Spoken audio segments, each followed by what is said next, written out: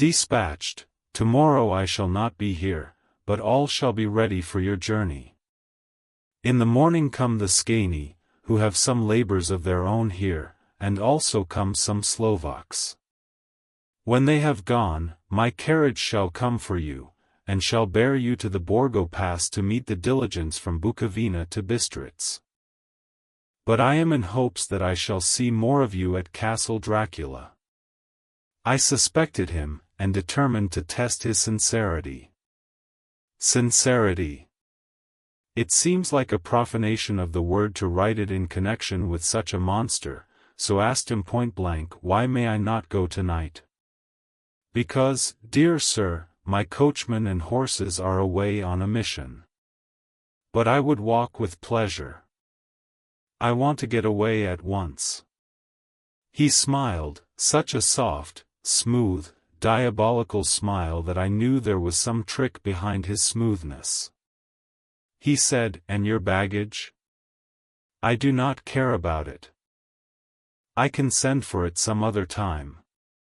The Count stood up, and said, with a sweet courtesy which made me rub my eyes, it seemed so real, you English have a saying which is close to my heart, for its spirit is that which rules our boyars, welcome the coming, speed the parting guest. Come with me, my dear young friend. Not an hour shall you wait in my house against your will, though sad am I at your going, and that you so suddenly desire it. Come. With a stately gravity, he, with the lamp, preceded me down the stairs and along the hall. Suddenly he stopped. Hark! Close at hand came the howling of many wolves. It was almost as if the sound sprang up at the rising of his hand, just as the music of a great orchestra seems to leap under the baton of the conductor. After a pause of a moment, he proceeded, in his stately way, to the door, drew back the ponderous bolts, unhooked the heavy chains, and began to draw it open. To my intense astonishment I saw that it was unlocked. Suspiciously, I looked all round, but could see no key of any kind. As the door began to open, the howling of the wolves without grew louder and angrier, their red jaws, with champing teeth, and their blunt-clawed feet as they leaped, came in through the opening door. I knew then that to struggle at the moment against the Count was useless. With such allies as these at his command, I could do nothing. But still the door continued slowly to open, and only the Count's body stood in the gap. Suddenly it struck me that this might be the moment and means of my doom. I was to be given to the wolves, and at my own instigation. There was a diabolical wickedness in the idea great enough for the Count, and as a last chance I cried out, "Shut the door, I shall wait till morning," and covered my face with my hands to hide my tears of bitter disappointment. With one sweep of his powerful arm, the Count threw the door shut, and the great bolts clanged and echoed through the hall as they shot back into their places. In silence we returned to the library, and after a minute or two I went to my own room. The last I saw of Count Dracula was his kissing his hand to me, with a red light of triumph in his eyes, and with a smile that Judas in hell might be proud of. When I was in my room and about to lie down, I thought I heard a whispering at my door. I went to it softly and listened. Unless my ears deceived me, I heard the voice of the Count, "Back, back, to your own place. Your time is not yet come. Wait. Have patience. Tonight is mine. Tomorrow night is yours." There was a low, sweet ripple of laughter, and in a rage I threw open the door, and saw without the three terrible women licking their lips. As I appeared they all joined in a horrible laugh, and ran away. I came back to my room and threw myself on my knees. It is then so near the end? Tomorrow. Tomorrow. Lord, help me, and those to whom I am dear. June 30th, morning. These may be the last words I ever write in this diary. I slept till just before the dawn, and when I woke threw myself on my knees, for I determined that if death came he should find me ready. At last I felt that subtle change in the air, and knew that the morning had come. Then came the welcome cock-crow, and I felt that I was safe. With a glad heart, I opened my door and ran down to the hall. I had seen that the door was unlocked, and now escape was before me. With hands that trembled with eagerness, I unhooked the chains and drew back the massive bolts. But the door would not move. Despair seized me.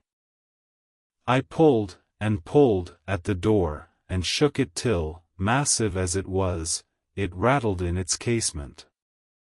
I could see the bolt shot. It had been locked after I left the Count. Then a wild desire took me to obtain that key at any risk, and I determined then and there to scale the wall again and gain the Count's room. He might kill me, but death now seemed the happier choice of evils. Without a pause I rushed up to the east window, and scrambled down the wall, as before, into the Count's room. It was empty, but that was as I expected. I could not see a key anywhere, but the heap of gold remained. I went through the door in the corner and down the winding stair and along the dark passage to the old chapel. I knew now well enough where to find the monster I sought. The great box was in the same place, close against the wall, but the lid was laid on it, not fastened down, but with the nails ready in their places to be hammered home. I knew I must reach the body for the key, so I raised the lid, and laid it back against the wall, and then I saw something which filled my very soul with horror.